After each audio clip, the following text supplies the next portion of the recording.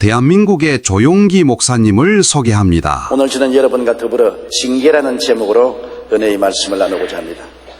우리들은 모두 자라나면서 부모님의 꾸지람과 채찍을 맞은 경험을 갖고 있습니다. 그 당시에는 억울하고 불공평하다고 느낄 때도 있었으나 이제 와서 돌이켜보면 그 꾸지람과 채찍 뒤에 감추인 부모님의 뜨거운 사랑, 우리가 잘 되기를 간구하는 그 소원을 깨달을 수가 있습니다. 천국 하나님의 자녀로 태어난 사람은 신앙 성장 과정에 반드시 하나님 아버지의 꾸짖으심과 채찍을 체험하게 되어 있습니다. 징계받을 때는 고통스럽고 섭섭할 때가 많이 있습니다. 하나님께서는 우리가 자녀이기 때문에 바르게 자라기 위하여 반드시 사랑의 채찍을 드시는 것입니다.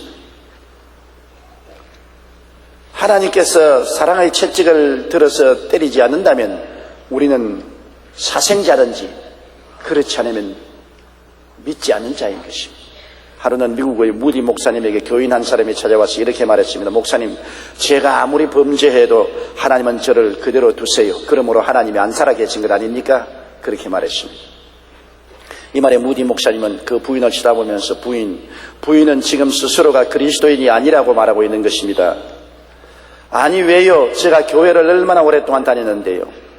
이 말에 무디 목사님은 이렇게 대답했습니다. 부인이 참으로 그리스도인이라면 하나님은 부인을 그대로 놔두지 않고 반드시 때렸을 것입니다.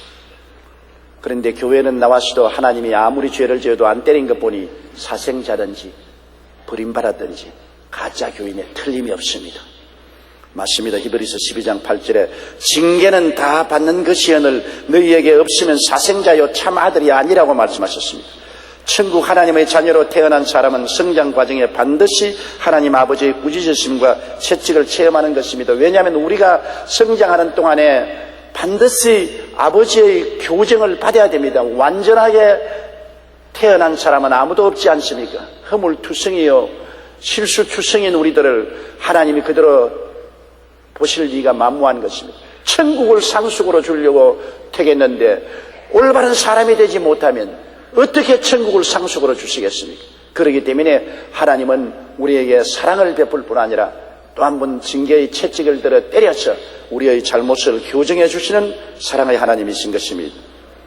사람들은 말합니다. 왜 하나님이 우리를 징계하셔야 되나요? 그것은 불순종 때문인 것입니다.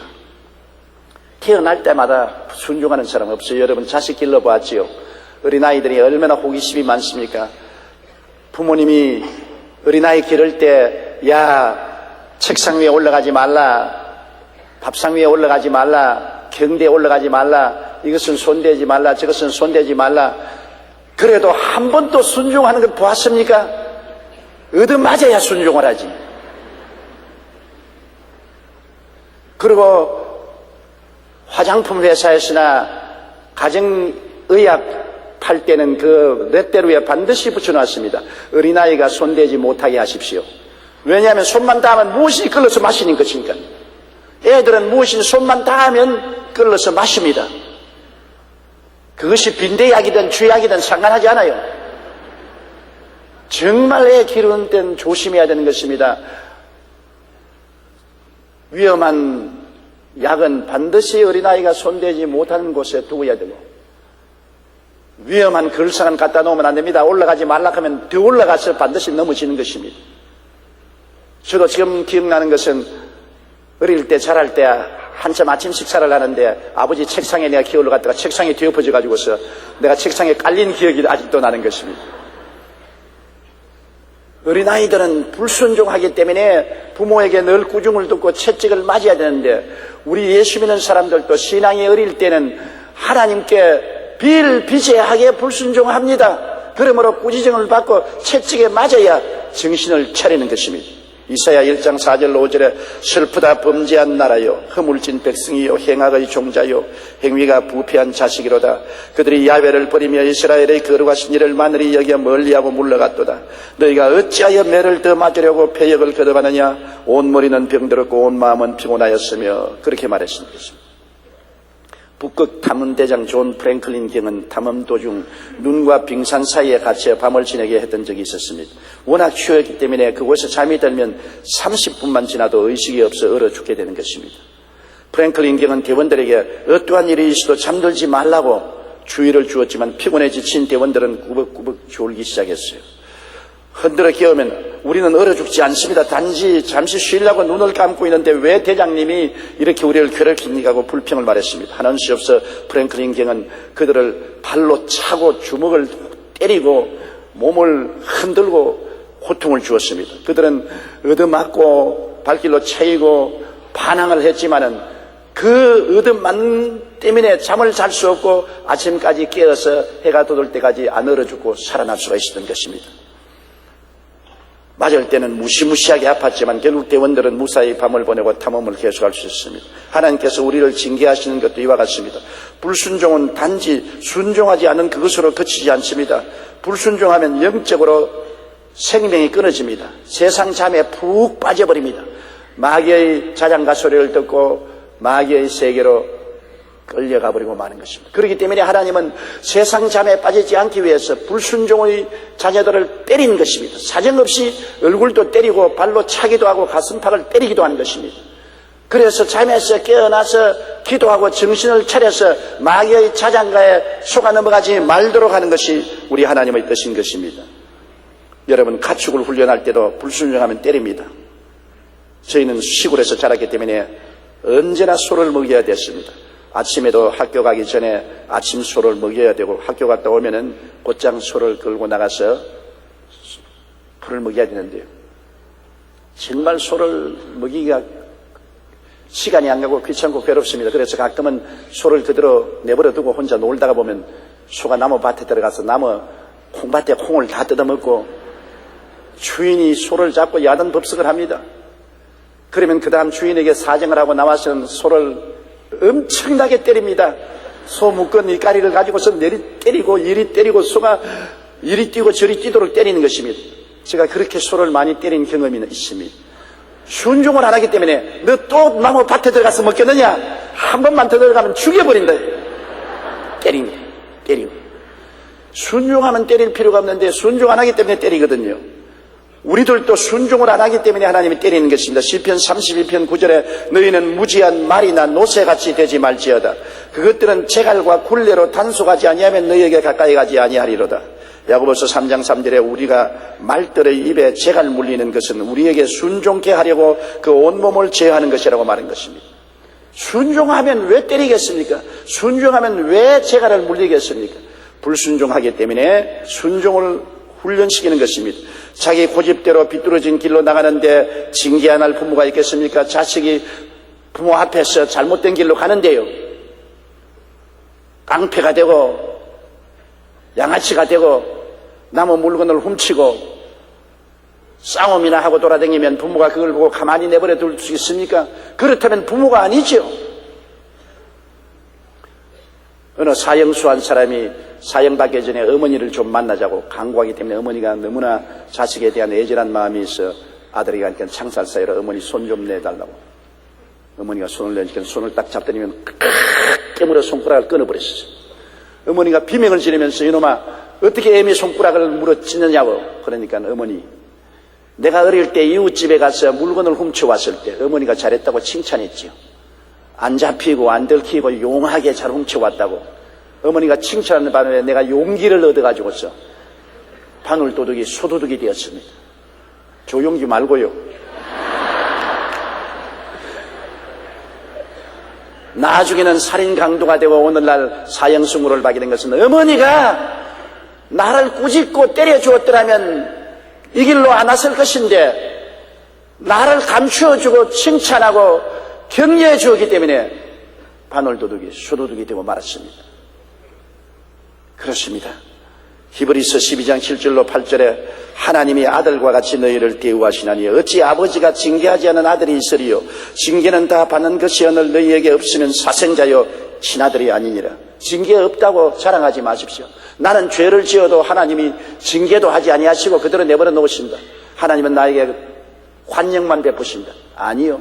그것은 여러분이 사생자이기나 친아들이 아니거나 주어나들이거나 버림받은 사람이기 때문에 하나님이 무관심한 것입니다. 여러분 길을 가다가 흙탕물에 막 뒹굴고 노는 애를 볼 때 나무 애들이 그러는 거 보면 무심코 교육 잘못시켰다 그러고 지나가지 않아요. 여러분의 자식이 진흙탕에 새 옷을 입고 뒹굴면 어떻게 하겠습니까? 멱살을 잡고 끌어내가지고서 집에 와서 한 박에서 물을 퍼붓고는 몽둥이로 때리죠. 다시 진흙에 뒹굴어봐라 가만두겠는가고. 그게 부모인 것입니다. 잠언서 13장 24절에 매를 아끼는 자는 그의 자식을 미워함이라. 자식을 사랑하는 자는 근실히 징계하느니라. 매를 아끼는 자는 자식을 미워하느라. 요사이는 교육제도가 어떻게 되는지 자식에게 매를 들 수가 없어요. 학교에 가도 선생이 자식을 때리면 당장 핸드폰으로 경찰서를 불러가지고서 고발을 합니다. 당장 부모를 불러내고 부모는 뛰어와서 학생 앞에서 학부모라는 자격을 가지고 선생을 맹렬히 공격합니다. 그러니 선생이 인격을 만들어 줄 수가 없어요. 어린 자녀들을 키우는데 징계 없이 키울 수가 있습니까? 부모들도 요사이 자식들을 징계하지니 기죽이지 말라 기죽이지 말라. 아버지가 자식들 좀 혼내주면 엄마가 와서 왜 네 자식이냐 왜 기죽이냐. 또 엄마가 자식을 꾸짖으면 아버지가 와서 네 자식이냐 왜 내 자식을 기죽이냐. 잘못된 길은 죽여야 되는 것입니다. 그래야 변화를 되지요. 올바른 길로 걸어가지요. 마음의 어리석음은 채찍으로 말미암아 바로잡게 되는 것입니다. 어리석음은 매를 때려야 마음에서 나가는 것이지 그대로 내버려 두면 안 되는 것입니다. 오늘날 징계가 없는 교육으로 말미암아 폐륜아들이 온 세상에 가득하게 되어 있지 않습니까? 하나님께서는 우리가 불신앙하기 때문에 징계할 때가 많습니다. 하나님의 말씀을 안 믿어요. 교회는 와서 신앙은 가지고 있으면서도 하나님의 말씀을 깊이 믿고 순종하려고 하지 않습니다. 신명기 18장 19절에 누구든지 내 이름으로 전하는 내 말을 듣지 아니하는 자는 내게 벌을 받을 것이라고 말했습니다. 우리는 성경 말씀에 하나님의 많은 축복의 약속의 말씀도 있고 하나님의 의무를 주시는 말씀도 있는 것입니다. 이 말씀을 읽고 우리가 믿어야 돼요. 믿지 아니하면 하나님과 우리 사이에 아무 연결이 없는 것입니다. 영적인 세계는 믿음으로 말미암아 연결되는 것이지 믿지 아니하면 연결되지 아니하는 것입니다. 과학적으로 증명해서 믿지 않습니다. 믿음이란 하나님이 주신 약속의 말씀을 우리가 성령으로 말미암아 만문을 열고 받아들여 믿는 것입니다. 주님께서는 11조와 헌물을 드려 내 집에 양식이 있게 하고 나를 시험하여 내가 하늘 문을 열고 너에게 복을 샀지 않은가 보라. 이 말씀을 이스라엘 백성은 믿지 않았습니다. 그래서 그들은 괜히 하나님이 우리에게 물건 가져오고 돈 가져오라고 꿰한다고 그런 말씀하신다. 그리고 불순종했어요. 그 결과로 온 나라가 하나님께 징계를 받아서 그들이 가난해지고 패망했습니다. 하나님의 말씀을 믿지 아니하면 하나님이 징계하시는 것입니다. 에레미야 35장 11절에 내가 그들에게 대하여 선포한 모든 재앙을 내리리니 이는 내가 그들에게 말하여도 듣지 아니하며 불러도 대답지 아니함이라. 말하여도 안 듣고 불러도 대답 안 하면 때려야지. 또한 우리가 징계를 받는 것은 자기만 섬기고 이웃을 멸시하기 때문인 것입니다. 우리는 우리 혼자 살지 못해요. 태어나면 벌써 아버지 어머니가 계시고 외아들 외딸이 아닌 다음에는 형제들이 있고 그 다음에는 장성하면은 학교 가면 친구들이 있고 또 가장 가까운 친구인 아내가 있고 자식을 낳게 되지 않습니까? 혼자 못 살아요. 함께 살아야 돼요. 그러므로 내 중심으로 내 고집대로만 인생을 살면은 많은 사람을 불행하게 만들어요. 우리는 이 세상에 살면서 다른 사람하고 함께 산다는 것을 늘 의식해야 되는 것입니다. 다른 사람은 나와 달라요.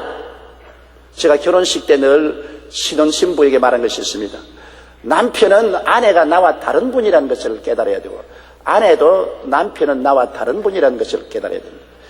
다른 배경을 가지고 다른 교육을 가지고 다른 경험을 가지고 다른 성질을 가지고 있다.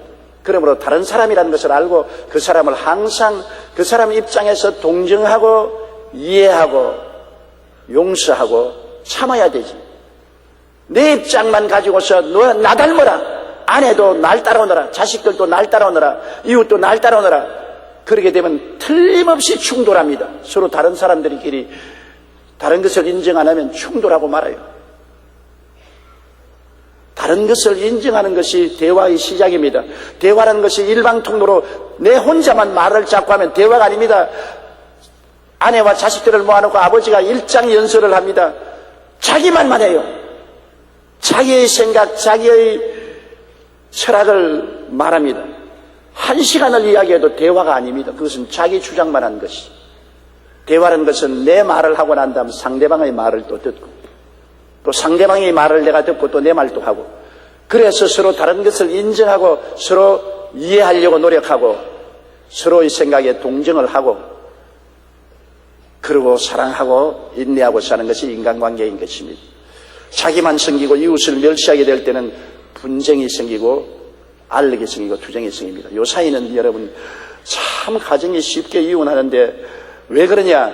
너무 집에서 자식들을 키울 때 부모님이 행실 없이 키우는 것입니다. 그래서 요 사이 젊은이들은 연하의 여성하고 결혼하려고 그래요. 자기보다 나이 많은 여성하고 결혼하는 것은 엄마와 같이 의지하려고. 30, 40이 돼도 마마보이가 되어서 엄마 이거 엄마 저거 그렇게 살아놓으니까 전부 마누라도 자기 엄마와 같이 생각하고 괴롭습니다. 옛날에 우리 교회 선교사로 왔던 스웨인 목사 부부가 있는데, 스웨인 목사님은 어릴 때부터 화로 자랐습니다. 그래서 그 부인은 소련 태생인데 나이가 연상의 부인을 데리고 결혼을 했습니다. 그래서 둘이가 선교사가 되어서 한국에 나왔는데 하루 부인이 내게 와서 신앙 상담을 왔습니다. 목사님, 우리 남편이 신앙도 좋고 참 착한데 항상 나보고 엄마 합니다. 그래서 내가 언니 불러서 여보, 나는 당신 엄마가 아니고 당신 아내예요. 당신 엄마처럼 당신을 이해하고 동정하고 사랑하고 참아주지는 않아요. 당신과 나는 동등한 인격을 가진 당신의 아내예요. 그러므로 나를 엄마라고 부르지 마세요. 그래도 꼭 아침에 엄마 칫솔 갖다 줘, 엄마 옷 갖다 줘, 그렇게 한다고 우리 남편 좀 불러다가 엄마가 아니라는 것을 교훈 좀 시켜달라고 그래요. 여러분, 아내는 엄마가 아닙니다. 나와 대등한 인격을 가진 사람으로서 아내와 함께 대화를 하고 이해를 하고 동정하고 사랑하고 인내할 수 있는 것을 배워야 돼요. 또 젊은 여성들은 결혼할 때 남편을 아버지인 줄 착각을 하는 것입니다. 아버지가 딸을 얼마나 사랑하는지요. 나는 딸이 없는 것을 하나님께 감사한 것은 딸이 있었으면 완전히 확 빠져버렸을 것입니다.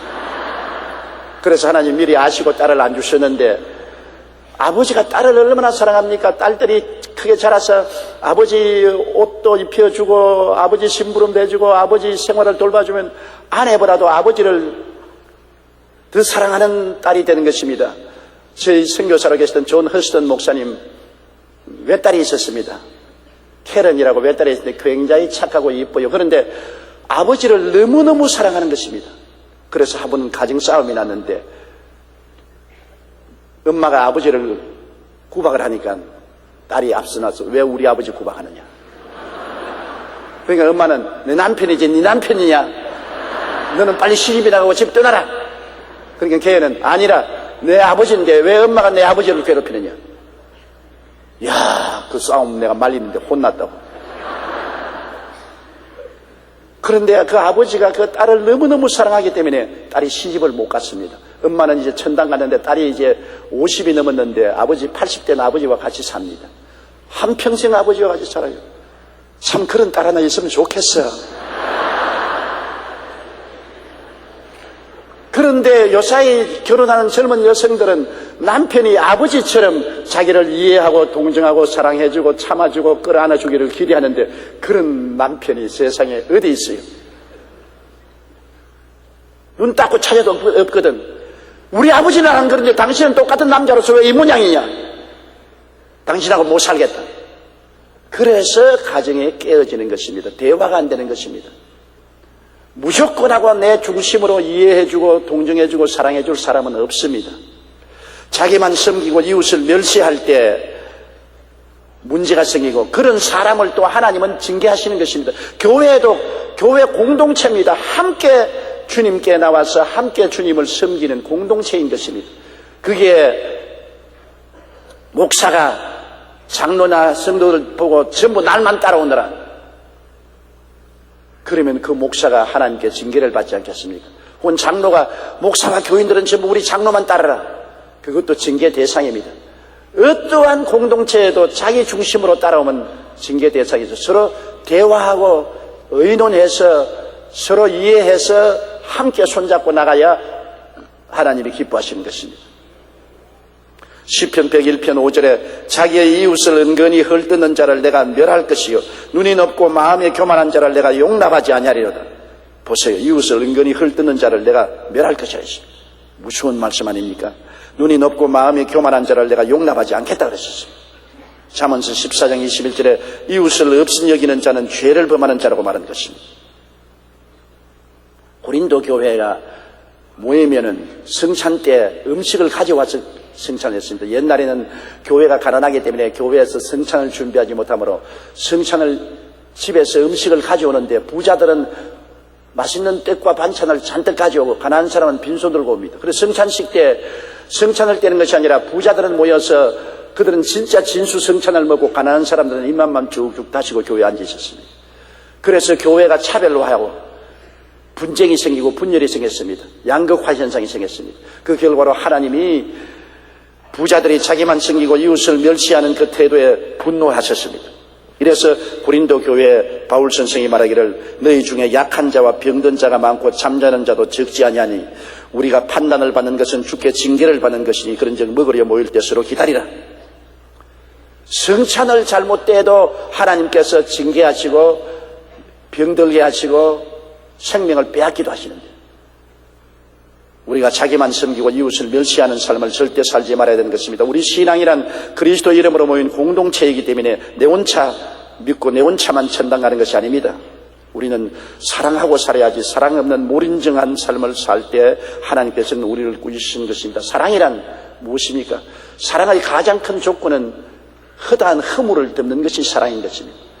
남편과 아내가 서로 사랑한다.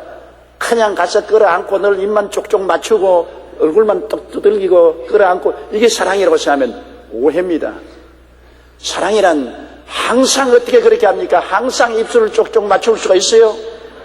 항상 끌어안을 수도 없습니다. 바쁜 세상에 끌어안을 수가 어디 있습니까? 바쁜데. 사랑이란 허물을 덮어주는 것입니다. 우리는 완전한 사람이 없고 허물투성인데 남편도 아내의 잘못을 지적하지 말고 허물을 덮어주고 잘난 것을 지적해서 칭찬해주고 아내도 남편의 허물을 덮어주고 격려하고 위로하고 용기를 줘야 되는 것입니다. 이것이 부부지요. 부부가 서로 자꾸 벗기고 핥히고 소금을 치고 고통을 주면은 부부가 아니라 원수가 되죠. 하기야 사람들이 말하기를 부부는 하늘에서 내보낼 때 원수가 화목하라고 내보냈다는 그런 말도 있습니다. 그래서 부부간에 많이 싸운다요. 그거는 거짓말이고 부부라는 것은 하나님이 서로 허물을 덮어주고 서로 위로하고 격려하고 힘을 주어서 험한 세상을 함께 살아갈 수 있는 능력을 얻도록 하기 위해서 부부를 보내주신 것입니다. 이러므로 사랑이 없이는 가정이 이루어질 수 없어요. 허물을 덮어주고 용기를 넣어주고 칭찬해주고 격려해준다. 여러분 칭찬이 얼마나 좋은지 압니까? 칭찬은 기계에 기름을 치는 것과 같은 것입니다. 기름을 치면 기계가 잘 돌아가잖아요. 남편이 아내를 칭찬하면 아내가 용기 100배 합니다. 아내가 남편을 칭찬하면 그 칭찬이 남편에게 살아갈 이욕과 용기를 넣어주는 것입니다. 우리는 서로 장점을 자꾸 덜추어주고 격려하고 희망하고 힘을 주어야 되는 것이지 결점을 덜추어내서 상처를 입히고 자존심을 짓밟아서는 안 됩니다. 사람들이 최후의 것까지 지키는 것이 자존심입니다. 자존심을 잃어버리면 아무것도 할 수 있습니다. 자존심을 버린 사람은 도적질도 할 수 있고 살인도 할 수 있고 강간도 할 수 있고 강도도 할 수 있습니다. 창녀도 될 수 있습니다. 자존심을 없애버리니까 자기 자존심이 없는데 뭘 못해요? 인간이 동물과 다른 것은 자존심이 있습니다.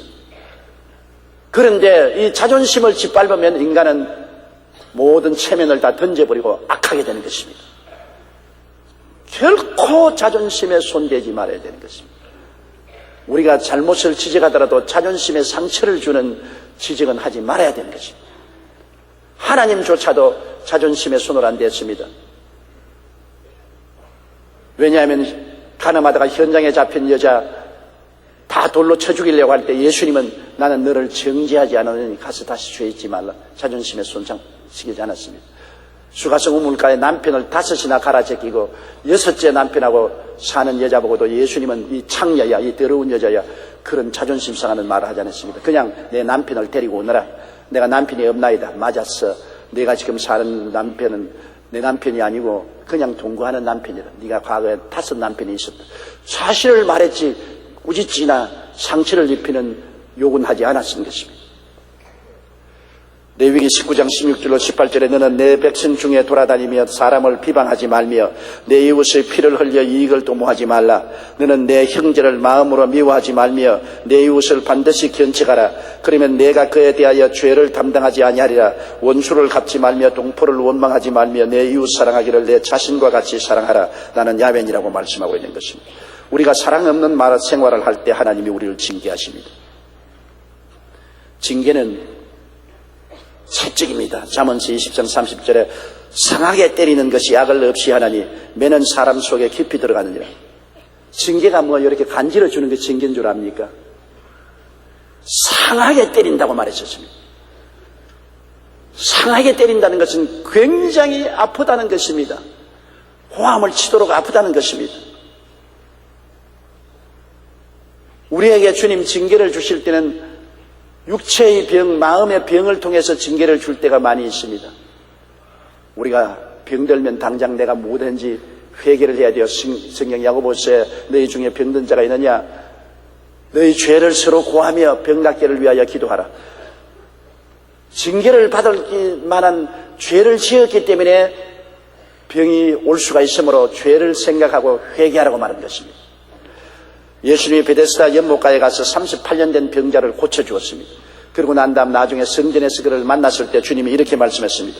그 후에 예수께서 성전에서 그 사람을 만나 이르시되 보라 내가 나았으니 더 심한 것이 생기지 않게 다시는 죄를 범하지 말라. 죄를 범해서 38년 동안 병들어 누워있는 것 예수님이 용서하고 고쳐주었는데 또 너 죄를 지으면 더 심한 것이 다가올 수 있다고 말한 것입니다. 제일 쉽게 하나님이 징계를 채찍을 때린 것은 병입니다. 반드시 징계로서 병이 되는 것은 아니지만은 마귀가 우리에게 와서 억압하여 병을 들게 할 때도 많이 있습니다만 그러나 우리가 죄 짓고 나면은 병들게 되는 것입니다. 그럼 자기가 알아요. 이 병이 마귀가 억압해서 오는 병인지 내가 죄를 지어서 매를 맞는지 자기가 알아요. 아무 잘못한 것 없는데 병이 들 때는 마귀를 물리쳐야 되지만은 내가 잘못한 거 번연히 알고 채찍에 맞을 때는 징계라는 것을 알고 빨리 회개해야 병이 낫게 되는 것입니다. 한국의 부흥을 이끌었던 이선봉 목사님은 어린 시절 예수님을 잘 믿었으나 청년이 되면서 방탕한 생활을 하게 되었습니다. 21살 때 1920년 6월 24일 주일 예배를 드리는 대신 평양에 가서 장사한 돈으로 술을 진탕 마시고 돌아오다가 갑자기 오른쪽 다리에 통증을 느끼고 쓰러졌습니다. 의사는 홀막염이라 다리를 절단해야 될지도 모른다고 했습니다. 하나님께서 육신의 질병으로 그를 치신 것입니다. 이에 이승목 목사는 철저하게 회개하고 3년의 투병 생활하는 중 완전히 다른 사람으로 변화되었습니다. 그 후 그는 26살에 신학교에 입학하여 주의 종이 되었습니다. 하나님의 징계를 통하여 한 청년이 회개하고 변화되어 그 다음 한 나라를 복음으로 흔드는 위대한 종이 된 것입니다. 아마 여러분 이승목 목사를 모르시는 분이 많으실 것입니다. 저희 신학교 다닐 때 우리 한국의 최고의 봉사였었습니다. 한국 전역을 복음으로 흔들었습니다.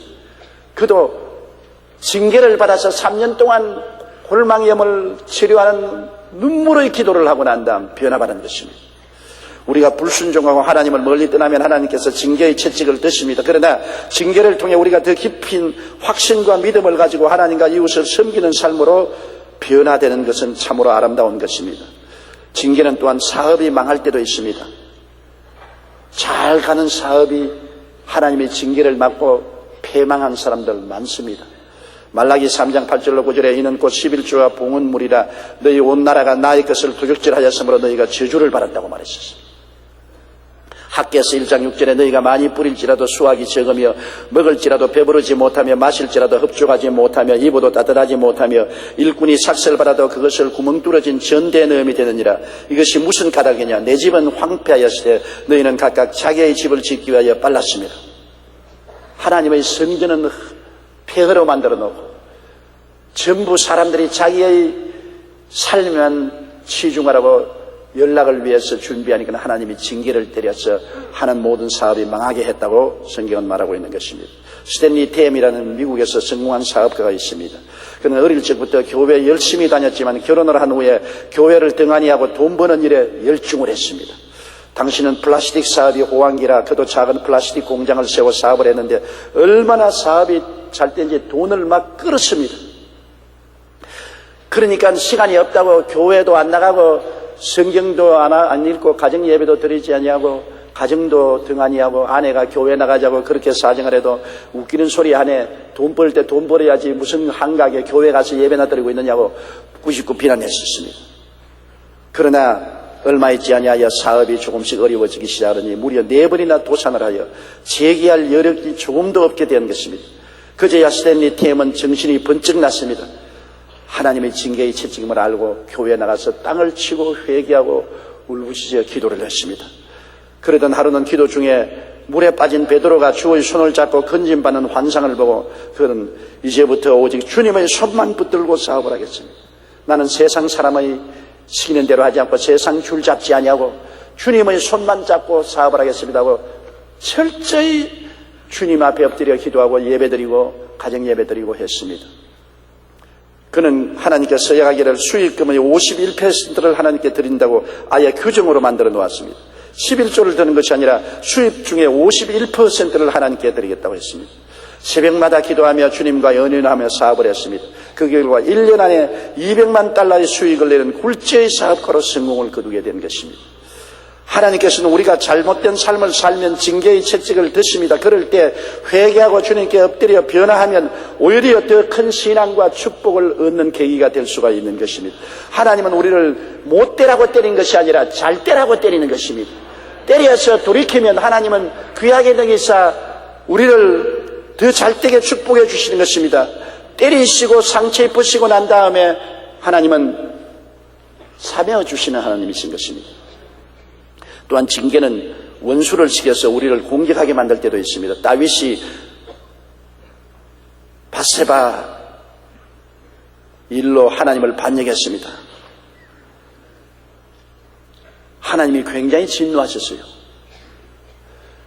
자기의 부하 장수의 아들이 아니라 아내인 밧세바를 강제로 빼앗아서 강간을 하고 자식을 잉태하게 만든 죄, 그리고 그 남편을 일신에 내보내서 죽인 죄, 살인죄에다가 간음죄를 지었으니 하나님께서 다윗을 보고 말하기를 이래부터 너를 크게 참수할 마귀의 거리를 주었다고 하셨습니다. 그 이후에 하나님은 징계하시는데 그 몸에서 나온 아들 압살롬이 아버지를 죽이고 왕국을 빼앗으려고 해서 결국은 압살롬의 군대와 다윗 아버지의 군대가 대접전을 벌이고 결국 아버지가 아들 압살롬을 죽여야 하는 비극까지 이르는 것입니다. 징계라는 것은 무서운 것입니다. 사무엘하 15장 14절에 다윗이 말하기를 일어나 도망하자. 그렇지 아니하면 우리 중 한 사람도 압살롬에게서 피하지 못하리라. 빨리 가자. 두렵건대 그가 우리를 급히 따라와 우리를 해하고 칼날로 성읍을 칠까 하노라 했습니다. 다윗이 예루살렘에서 도망할 때 맨발로 울고 가고 함께 모든 백성도 자기 머리를 가리고 울고서 도망을 쳤습니다. 징계라는 것은 이렇게 무섭습니다. 어찌할 도리 없이 하나님이 그렇게 사랑하는 다윗이라도 그 아들이 원수가 되어서 공격을 하도록 만드는 것입니다.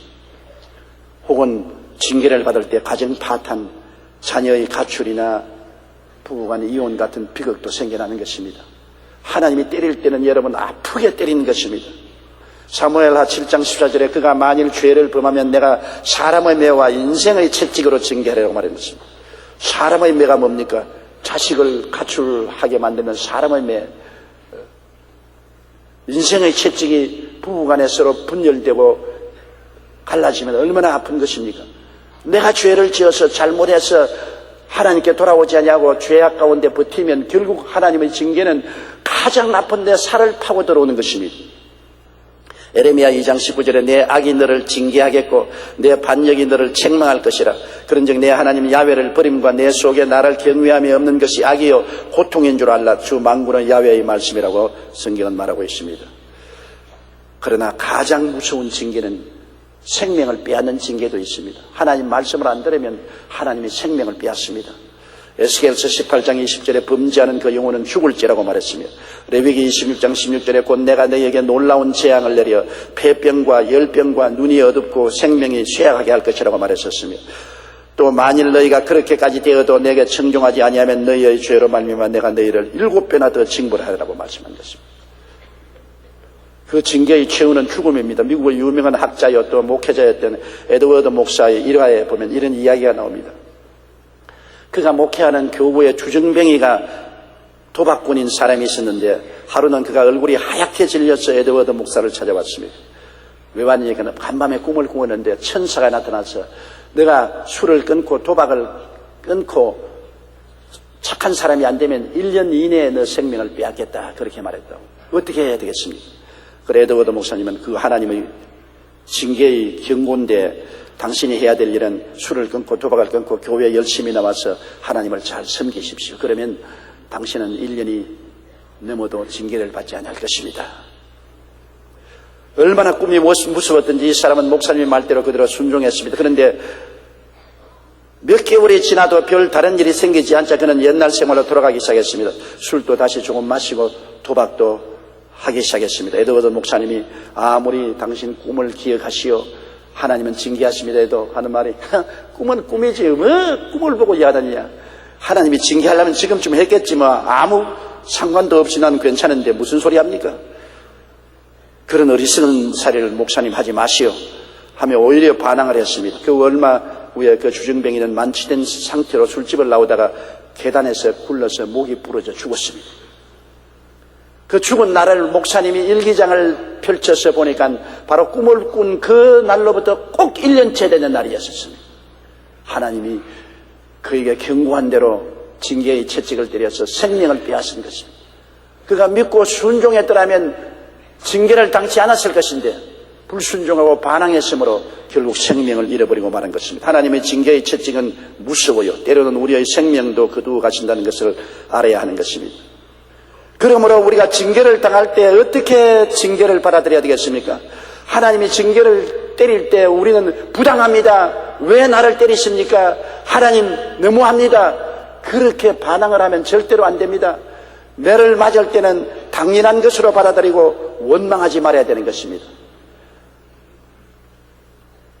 나는 우리 애들을 키우면서 굉장히 마음에 많은 괴로움을 느낀 것은 내가 꼭 애들 잘못을 고치기 위해서 채찍을 때리면 채찍을 맞고 난 다음 당장 어머니에게 가서 엄마가 일러줬지.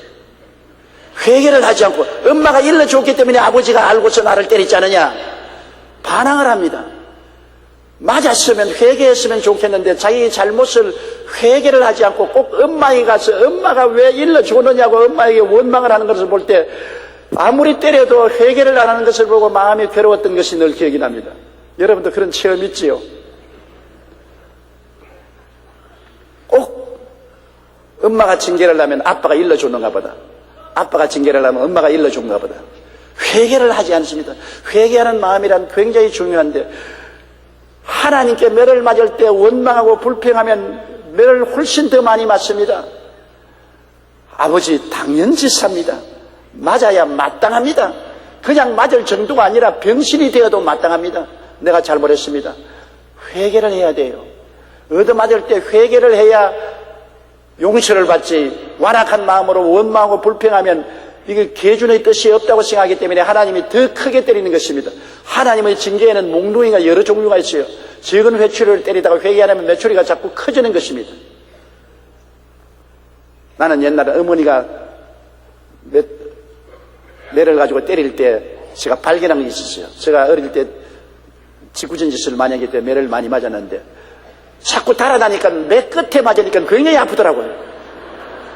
그래서 그 다음 경험을 통해서 어머니가 날 때릴 때 어머니를 끌어안고 들어대니까 매 안쪽에 맞으니까 나 때려도 아프지가 않더라고요. 그래서 진짜로 아픈처럼 아프지도 않는데 꽉 치고 아이고 내 죽네 아이고 내 죽네. 그래도 사실은 안 아프더라고. 그래서 경험을 얻어가지고 그 다음부터 어머니가 때리기만 하면 끌어안거든.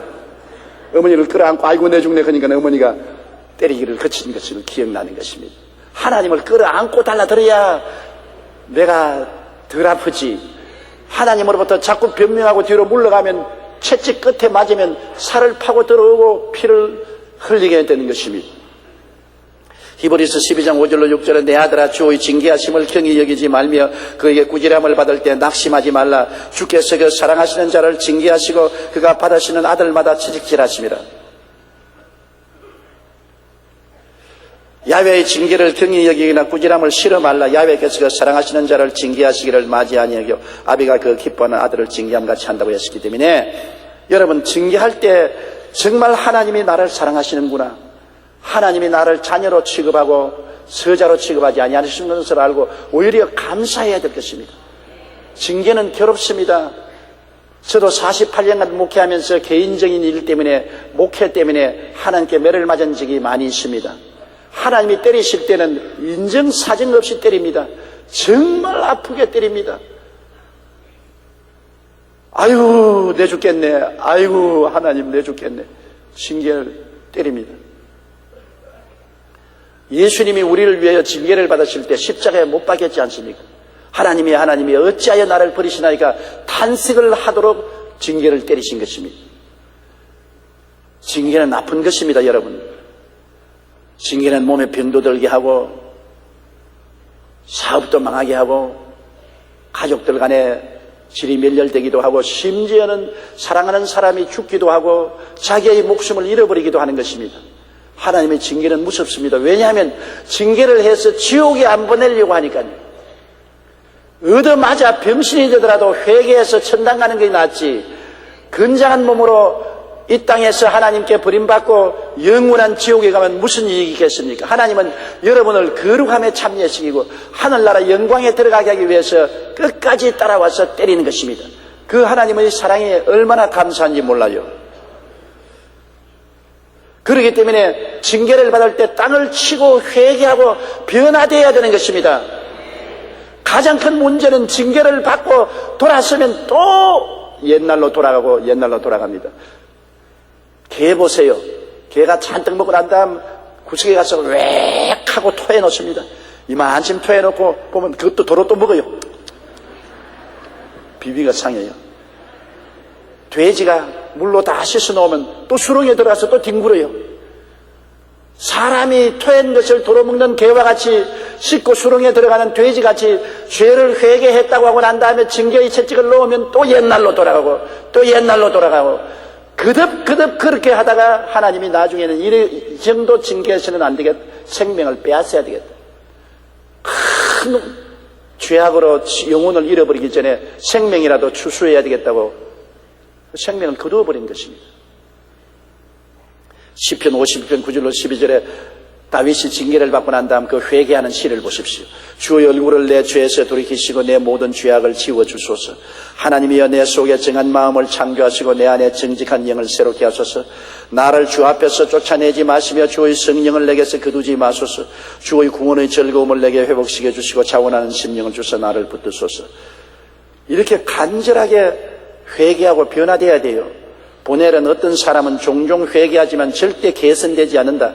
그것은 그들이 자주 시작하고 그만두기를 반복하면서 절대 돌이키지 않기 때문이라고 말했습니다. 회개란 다만 도덕적으로 죄를 뉘우치는 것이 아니라 마음을 새롭게 하여 변화를 받는 것입니다. 마르틴 루터는 가장 진정한 회개는 이전의 죄를 다시 되풀이지 않는 것이라고 말한 것입니다.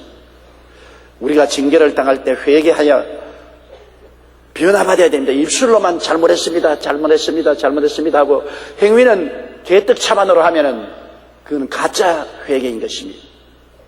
그런 사람에게는 징계는 끝이지 않습니다. 나는 목회하면서 보면 어떤 사람이 하나님께 징계받는 거 봤는데 제일 처음에는 몸으로 징계하시고 그 다음에는 보니까 사업으로 징계하시고 그래도 회개하라니까 가족들이 질이 멸렬이 되고 그래도 회개하니까 자기 가족 중에 어떤 사람이 생명을 빼앗기도 하고 그래도 회개하라니까 본인을 데리고 가시더라고. 징계의 도수가 자꾸 높아지는 것입니다. 하나님이 겁낼 사람 누가 있습니까? 하나님이 구원하기로 작정했는데 자꾸 멀리 떠나니까 징계의 도수를 높여서 나중에는 목숨까지 거두어 가는 것입니다. 여러분, 시골에 가면 담장너머로 감나무가 이렇게 나가 있습니다. 그러면 감이 가을에 아주 탐스럽게 익으면 주인은 바깥에 걸어가는 사람이 따먹을까 싶어서 그를 때려서 떨어뜨리려고 하고, 바깥에 있는 사람은 담 넘어온 감을 주인 몰래 따먹으려고 때리는 것입니다.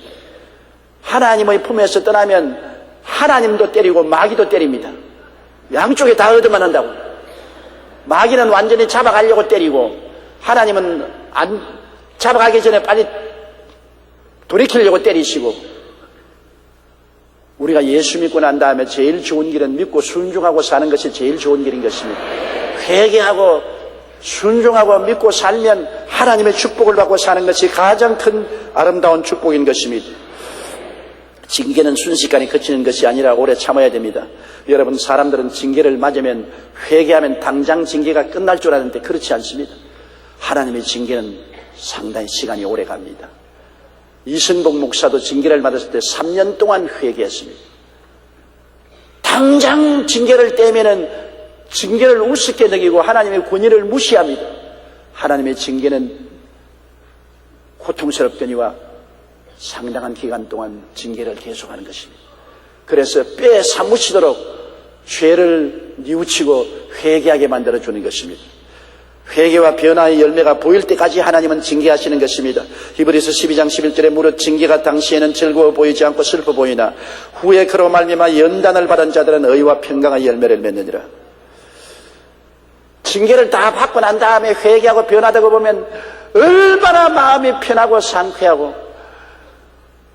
영광스러운지 몰라요. 하나님께 감사하게 되는 것이다. 하나님, 내가 징계를 받기 전에는 죄를 짓고 불의하고 추악했는데 징계 때문에 죄의 쇠사슬이 끊어졌습니다. 징계를 안 맞았으면 절대 이 죄의 쇠사슬을 끊지 못하십니다. 징계를 안 맞았으면 내 술 계속 먹었을 것이고 계속 도박했을 것이고 계속 방탕했을 것인데 징계를 때리심으로 너무나 살이 아프고 뼈가 쑤시기 때문에 징계의 채찍으로 쇠사슬이 끊어졌습니다. 그렇게 감사하고 기도하게 되는 것입니다.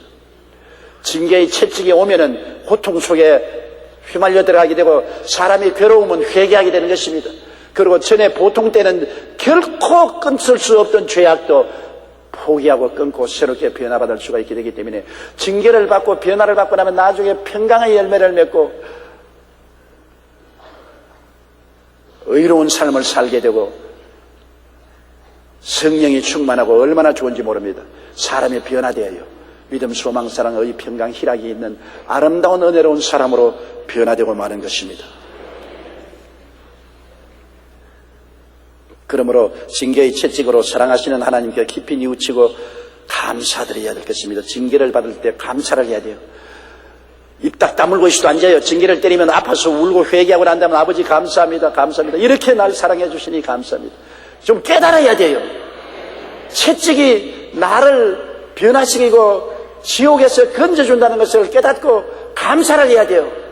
징계를 맞으면서도 원망 불평하면 안 돼요.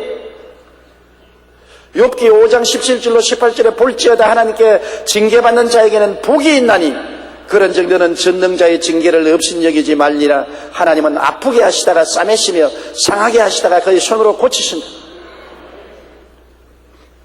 저도 어릴 때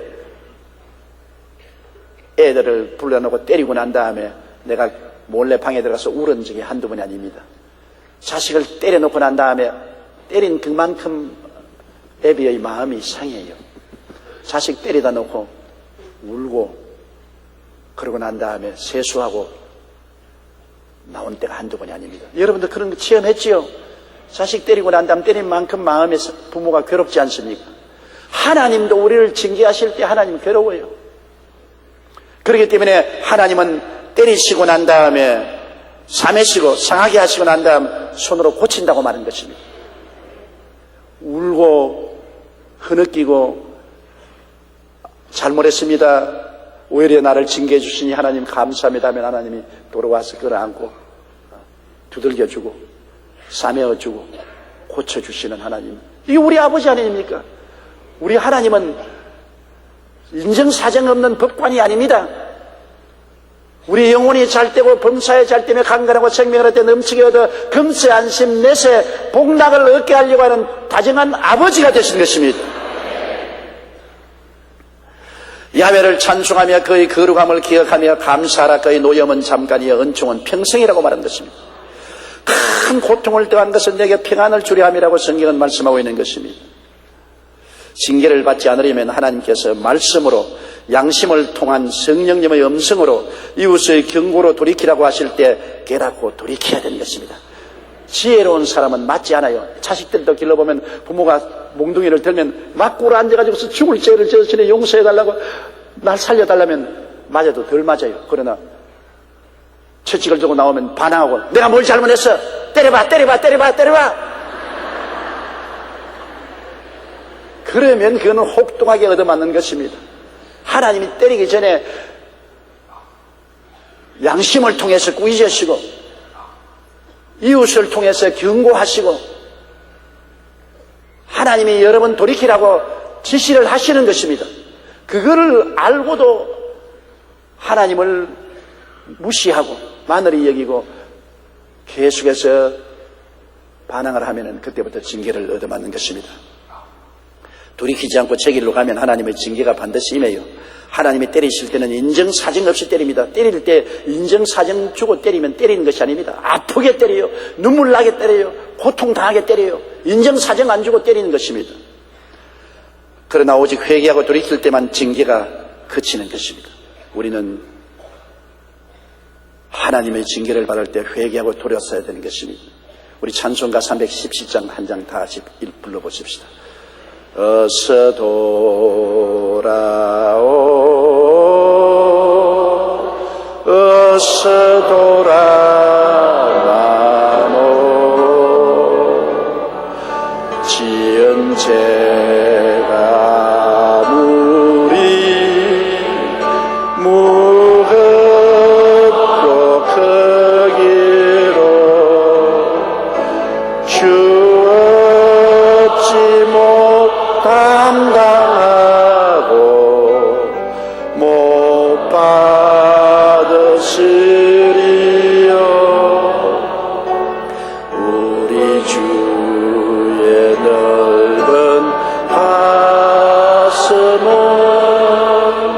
하늘보다 넓고 넓어.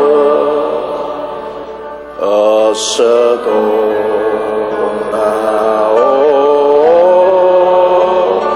어서 돌아와노 우리 주는 날마다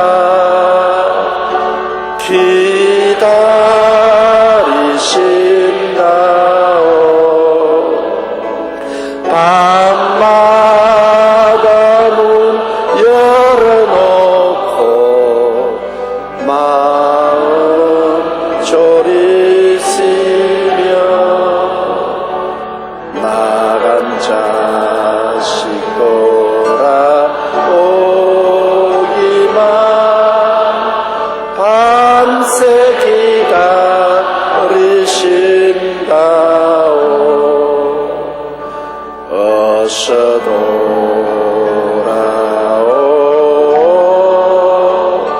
어서 돌아와노 채찍 맞아 아파도 주님의 손으로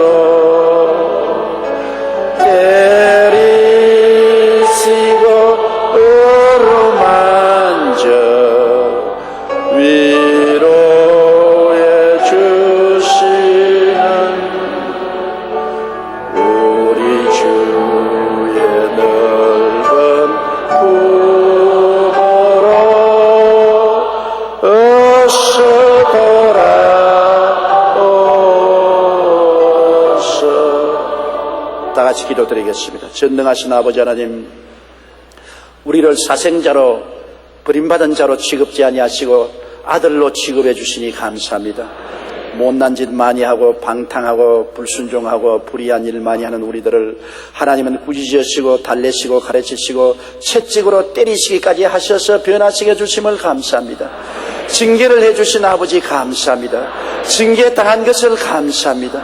징계를 통해서 변화당한 것을 감사합니다. 주님 앞에 순종하고 믿음으로 성장하게 만들어 주시니 감사합니다. 우리 아버지 하나님이시여, 우리가 모두 다 징계를 받아 변화받게 도와주시옵시고 징계를 기쁘게 수용하고 받아들이고 하나님께 영광 돌리는 우리들 되게 도와주옵소서. 예수님 이름으로 기도드립니다. 아멘. 할렐루야. 아멘. 목사님 감사합니다. 구독과 좋아요는 제작하는 데 힘이 됩니다. 감사합니다.